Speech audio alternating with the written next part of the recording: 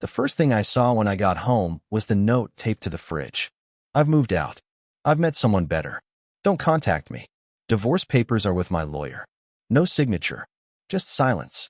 After 9 months in Kandahar, dodging IEDs, losing 2 men under my command, and watching the sun rise over bloodstained dust, I came home to a goddamn refrigerator breakup. My name is Reese Maddox, 38, Army Staff Sergeant. I've deployed 3 times. Been shot at, shelled, nearly burned alive. Nothing rattled me. Until that note. The house was half empty. Her clothes gone. Kids' rooms still intact, but their drawings were missing from the fridge. She took the photos. The dog. The espresso machine. Left the wedding album. Cold. There was a man's coat in the front closet. Not mine. Too slim. Too clean. No lint. No scent. Like it had been hung there for show. I checked the bedroom next. The bed was stripped. Her nightstand empty. Mine had a folder on it. Inside, a printed email thread between her and her lawyer. Her demands were highlighted. Full custody of both kids. Primary residence in her name. All spousal support. Claim of emotional instability due to military PTSD. Restrictions on visitation unless supervised. I sat down at the edge of the bare mattress and stared at the wall for exactly 4 minutes. Then I stood up. I opened the drawer under the TV. Pulled out the hard drive I kept sealed in a zip bag. Deployment logs. Pay records. Communications. Personal archives. Stuff she never knew existed. I booted it up. Found the folder I labeled Insurance, Private. Inside it, more than insurance. Screenshots. Backups. A name. Brandon Keller. Civilian contractor. Based in Ramstein. Worked logistics and ops. Honorably discharged, technically. Still lived around the base. Had been emailing my wife since last July. While I was in country, he was in my home. She'd even forwarded him the school schedule for our kids. Called him a better man. He signed off one email with, "I'll take care of everything when he's gone again." Just pushed the court for full control. They weren't just having an affair. They were staging a hostile takeover of my life. And that was their first mistake. Because they forgot something critical. I don't lose wars. I didn't call her. Didn't chase. Didn't touch the divorce papers. What I did was dig. By morning, I had a workspace cleared in the garage. Laptop, legal pad, burner phone, and every piece of tech she hadn't thought to take. A hard copy of the deployment logs. My service file. All of it spread out like a mission briefing. Because that's exactly what this was now. A mission. She thought I'd break. That I'd come home so emotionally wrung out that I'd crawl away while she stripped me for parts. That I'd be too shell-shocked to notice her walking off with my kids, my house, and my future. She was wrong. First step, lock my accounts. I changed every password, banking, email, cloud storage, and my military benefits login. Set up 2FA, disconnected her number from all alerts, and placed a flag with the VA for any financial movement tied to my ID. Next, I contacted Curtis Moreno, my old XO from the 101st. He retired last year and moved into civilian security consulting. Knows everyone. I told him I needed eyes on a contractor, Brandon Keller. Low profile, clean sweep. He didn't ask why, just said, "Give me 48 hours." While Curtis went to work, I built the timeline. Brandon had been emailing her since July, long before my boots hit foreign soil. Some of their exchanges were intimate. Others were practical, like partners planning a merger. She was feeding him my deployment calendar, our finances, even my VA rating. She wanted to know how much spousal support she could demand, how far she could push. She called me damaged goods in one of the emails. Said the kids were better off with someone stable. The only reason I didn't put a fist through the drywall was because I needed that hand for typing. Her arrogance worked in my favor. She used the same email for nearly everything: Dropbox, tax returns, even conversations with her attorney. I didn't hack it. She'd never changed the password. Inside her shared folders, I found scanned receipts for hotel stays. Charged to a joint card she forgot to remove me from. One in particular caught my eye.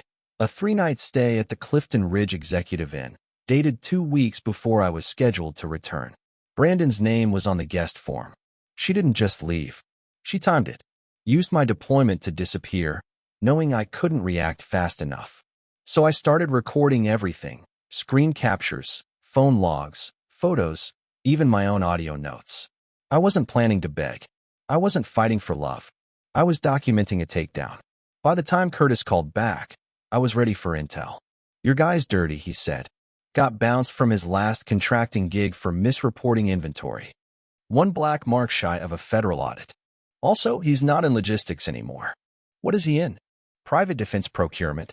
And get this, he's under review for benefit manipulation, using active duty spouses to backdoor payout schemes."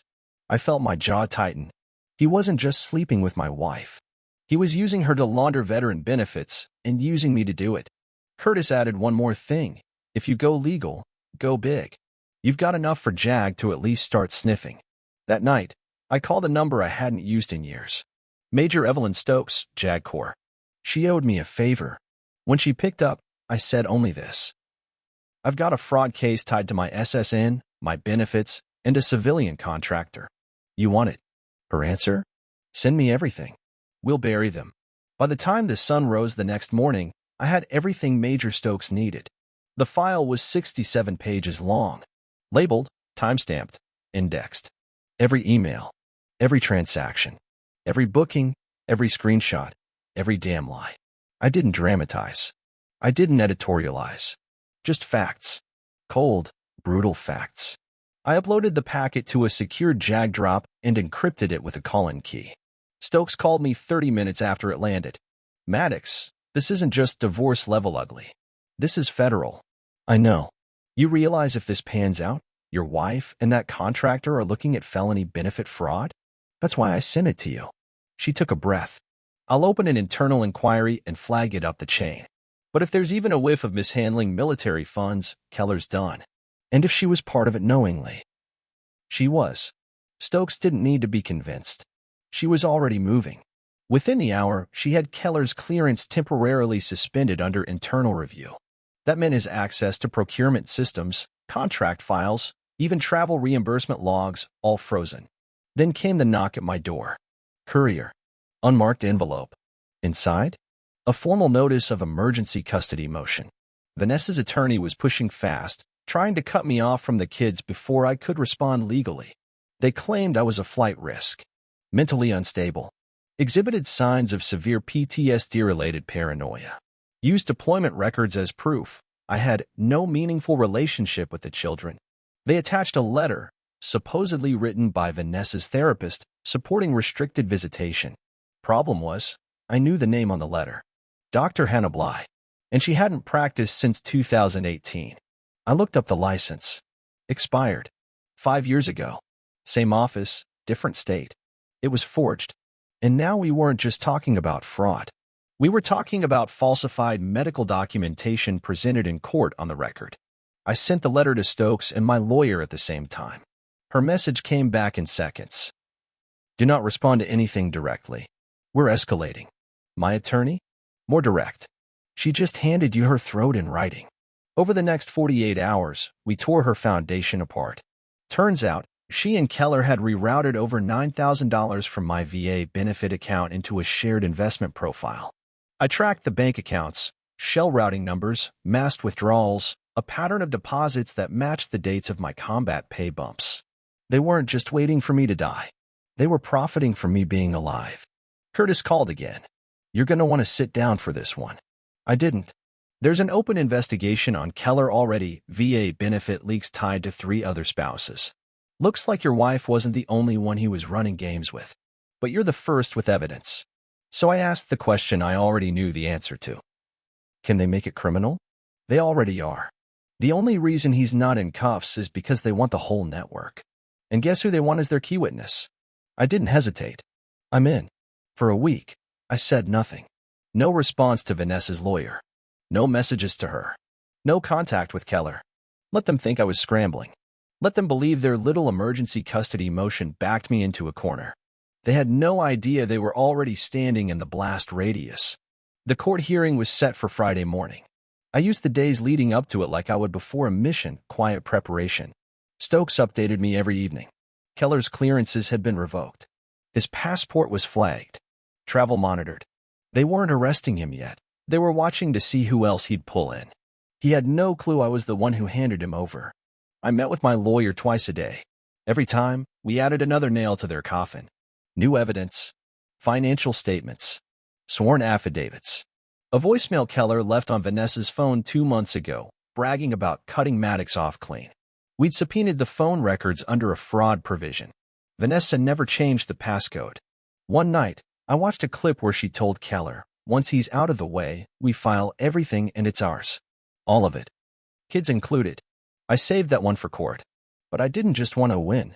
I wanted to finish this like a soldier, with control, with discipline, and with precision. So I filed a counter-motion. Not just to block her custody request. To take full physical and legal custody of my kids, terminate her spousal support claim, and begin fraud proceedings against her for the forged medical letter. And I attached one last exhibit. An internal memorandum from JAG, sealed for court eyes only, confirming an active investigation involving both parties for VA benefit fraud and unauthorized access to protected veteran resources. It was written in clean legal language, but the last line said it all. Any legal proceeding involving the above-named civilian should be held pending review of federal investigation status. In other words, stop everything, because someone's about to get charged. Friday morning came. I walked into the courtroom in full uniform. Not for show, for clarity. The judge raised an eyebrow. Mr. Maddox, that's formal. I nodded. Yes, Your Honor. I'm representing myself as both a father and a federal witness. He blinked. Vanessa walked in 5 minutes later, dressed for sympathy. Her lawyer looked smug, like this would be a clean kill. It wasn't. My attorney passed the judge a sealed folder, Exhibit H. Inside, the full JAG memo. When he read it, everything changed. He looked up slow. Is this accurate, Mr. Maddox? Yes, sir. Confirmed as of this morning. You'll find my signature and Major Evelyn Stokes certification on the last page. The judge put the folder down. Clear the courtroom. Close the doors. And that's when the door at the back opened. 2 men in plain suits. One in military police uniform. Vanessa turned white. Her lawyer stepped back. The judge leaned in. No one leaves. Bailiff, secure the room. The moment those doors shut, the air in the room changed. It wasn't just a custody hearing anymore. It was a tactical suite. The judge adjusted his glasses and looked directly at Vanessa. Mrs. Maddox, I suggest you sit down. She hesitated, like she was still trying to calculate an angle out of this. But her legs gave up before her pride did. She dropped into the chair, wide-eyed. The men in suits stepped forward. JAG and military criminal investigators. They weren't here for show. They were here to confirm everything I'd laid out. Her lawyer fumbled with his briefcase, suddenly unsure what planet he was on. The judge turned to me. Mr. Maddox, you're asserting that Mrs. Maddox and her associate Brandon Keller conspired to defraud the VA using your credentials and financial identity during and after your deployment? Yes, Your Honor. Evidence is in Exhibits B through H. It includes forged documents, unauthorized fund transfers, and communications between the two outlining intent to exploit my service status. And you've submitted this to JAG already? 3 weeks ago. The room went dead quiet. Then the judge looked at the agents. You confirm this is now under active investigation? The JAG rep stepped forward. Yes, sir. Federal. She's being reviewed under sections related to Title 18 fraud and misrepresentation of military financial access. She nodded at me, is our cooperating witness. Vanessa gasped. The judge sat back. He didn't yell. He didn't posture. He just said, custody request denied. Spousal support motion is vacated. Court is adjourned until criminal review is complete. Her lawyer tried to speak. The judge cut him off. If I were you, counselor, I'd advise your client to seek criminal defense immediately. I didn't speak. I didn't smile. I stood, buttoned my jacket, walked out the courtroom without looking back. Vanessa broke down before I reached the hall, screaming my name, begging, saying it wasn't supposed to go like this. She didn't get it. This wasn't revenge. This was defense. This was war by legal means. And she just lost the first battle. Outside, my attorney clapped me on the shoulder. That went about as well as it could have. I nodded. It's not over. No, he said. But you've got the high ground. 3 days after the courtroom collapse, Vanessa's lawyer tried one last move, a settlement proposal. She'd withdraw all claims if I agreed to a 60-40 split of assets, gave her limited custody on weekends, and helped clear her name so the kids wouldn't suffer. I didn't respond. Instead, I walked into my lawyer's office, dropped a manila envelope on his desk, and said, "Submit this to the federal investigator." Now, he opened it. Inside was the document, a notarized contract Vanessa and Keller had signed 6 weeks before my deployment, titled Joint Ownership Structure for Postmarital Custody and Property Distribution. They actually wrote it down. Keller listed himself as guardian in waiting. She called herself primary claimant for restructured estate. Their signatures were on it. Dated. Stamped by a fake notary, a friend of Keller's working at a gym in Jersey. It detailed how they'd approach the courts, how to frame me as unstable, and when to start moving funds into Keller's shell accounts. It was a blueprint, and they were stupid enough to put it in writing. My attorney read it, then looked up. "This is warhead material." I nodded. "Send it." He scanned it, emailed it to JAG in the VA fraud division, and then, on my request, he filed it into the public court record. It was now admissible in civil and criminal cases. That same afternoon, I got a call from Major Stokes. "Are you sitting down?" "No." "Well, you're gonna want to." She paused. "The notary's been flipped. Keller's buddy. He gave up everything," said Keller, "and Vanessa promised him $5,000 to stamp documents, create false IDs, and process fake benefit verifications. And he has proof? Better. He wore a wire the last time Keller called him. Gave us everything. Now it wasn't just financial fraud. It was organized conspiracy. A week later, Keller was picked up outside a strip mall in Laredo, Texas, trying to cross into Mexico with forged documents and a burner phone. Vanessa was served with a federal subpoena 2 days after. Her voice cracked when she called me. I didn't know it would go this far. I hung up. She left a voicemail. "Reese, I loved you once. I saved it. Not because I needed to hear it, but because it was proof of what these people always do, burn your house down, then cry when the smoke chokes them." I wasn't crying. I was building the next phase. Because there was one final play left, and I had just the tool for it. I knew the exact moment I won. It wasn't in court. It wasn't when Keller got cuffed at the border. It was when Vanessa showed up unannounced at my front door. No cameras, no press, no lawyer. Just her, hood up, makeup smeared, clutching a wrinkled folder and shaking like a leaf in the wind. I didn't say anything when I opened the door. She did. I don't have anyone else to talk to. I stepped outside, shut the door behind me, said nothing. She looked at me like she expected me to fill the silence. I didn't. "I didn't know Brandon would run," she said. "He told me it was all clean. Legal.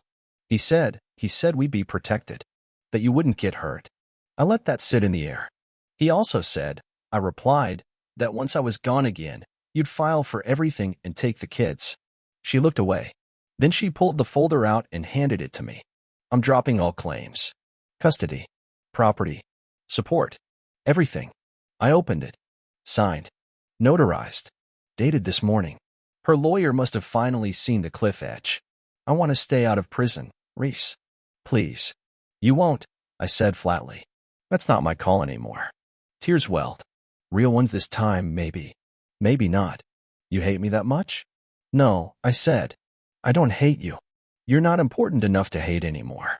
She winced, took a step back, tried to speak, then gave up.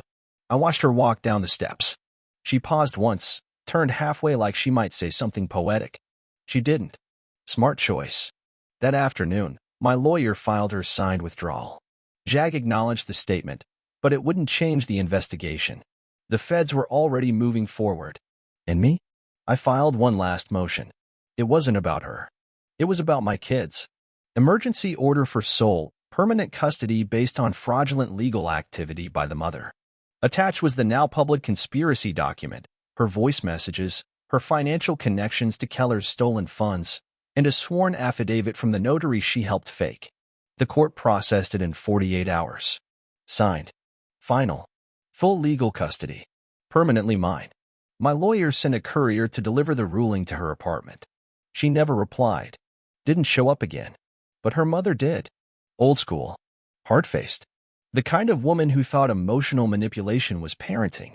She stopped me outside the school drop-off zone, cornered me between my truck and the sidewalk. "You're ruining her life," she hissed. "You know that, don't you?" I looked at her with the same calm I used in Kandahar. "No, I just stopped letting her ruin mine." By midweek, her name was on a federal watch list. Vanessa Maddox, co-conspirator in ongoing military benefit fraud investigation. The story didn't stay quiet.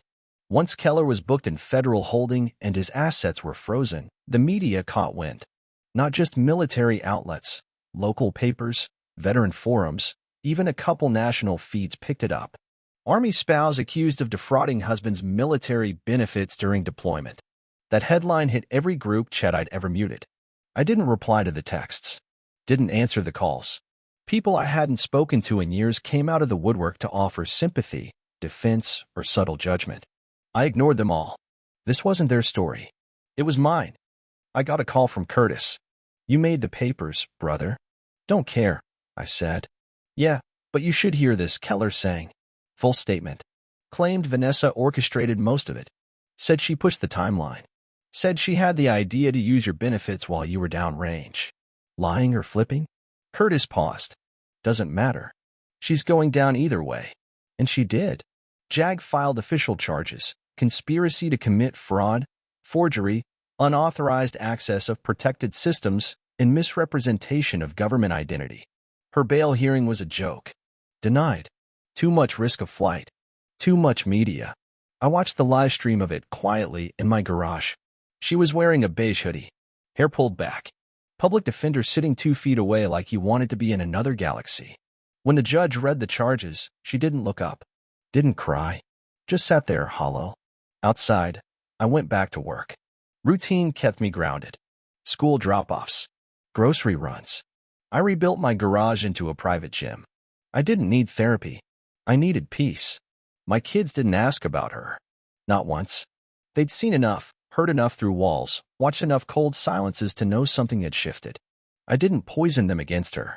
But I didn't protect her reputation either. They'd grow up knowing the truth when they were ready. And when they asked, I'd give them the files. No yelling. No rage. Just documentation. One night, my son asked, "Are you okay now, Dad?" I said, "Getting there." Because that was the truth. And finally, it was mine. The court rulings kept stacking up, each one another nail in the coffin of their little empire. Federal forfeiture order?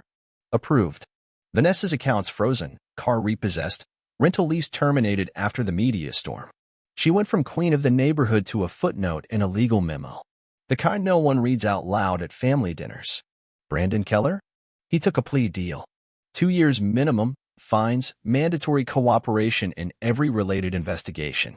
The man who wanted my family, my identity, my life, now spends 23 hours a day in a cell eating stale government peanut butter. Vanessa's trial is set for early next year. She's facing 5 charges. No plea deal yet. I won't be there to watch. Not because I'm merciful, but because I don't need it. I already saw the sentence in her eyes the day she signed away custody. She knew she'd lost everything before the gavel ever dropped. By the time winter hit, the neighborhood stopped whispering. My kids settled into their routine, therapy sessions, school, quiet weekends. They laugh again. They sleep through the night. And when they ask why Mom doesn't call anymore, I don't lie. She's figuring out her consequences. They accept that. My unit held a dinner in my honor. Curtis gave a speech, half jokes, half respect. Said, Maddox fought 2 wars. One in the desert, one at home. And he came out clean both times. I didn't correct him. I wasn't clean. I was just still standing. I bought a small lake house west of the city. Nothing fancy, 2 bedrooms, a dock, no neighbors in shouting distance. Peace. I bring the kids on weekends, teach them how to fish, how to read the wind, how to keep quiet long enough to hear things others miss. My oldest said, "This is better than the old house." I smiled. That one was just a house. This one's ours. I kept the uniform. Framed the custody ruling too. Not out of pride, but as a reminder, silence doesn't mean surrender. Stillness doesn't mean weakness. And paperwork, when used right, is the most dangerous weapon of all. I never went back to the old house. Could have. The court gave me the option. It was mine now, technically, but the walls were too full of silence. Too much rot under the drywall. So I sold it. Fast. Below market value. took the loss, and didn't blink. Because not everything that gets stolen is worth taking back. Instead, I focused on legacy. I set up an account for each of my kids' college funds. Automatic deposits. Locked, protected, unreachable by anyone but me. I updated my will. Took her name off everything. Even the damn dog's vet file. Legacy is what you leave behind, but also what you refuse to drag with you. Vanessa never tried to contact me again. Not after the trial date was locked in. Not after her mugshot got passed around by people she used to brunch with. She vanished into silence. I don't celebrate that. I don't wish her pain, but I won't forget either. Because betrayal doesn't come with closure. It just comes with paperwork, court dates, and 1,000 little moments where you remember someone chose to destroy you. And you survived anyway. One day, years from now, my kids will ask what really happened. I'll tell them. She made her choice when I was away at war. I made mine when I came back and found her gone. And everything that happened after that? I'll hand them the files, the rulings, the picture of the lake house. And I'll say, this is how you rebuild. This is how you win. Not by screaming, not by swinging, but by standing tall while the fire burns behind you and refusing to flinch. Because sometimes legacy isn't built from victory. It's built from what you refuse to let destroy you.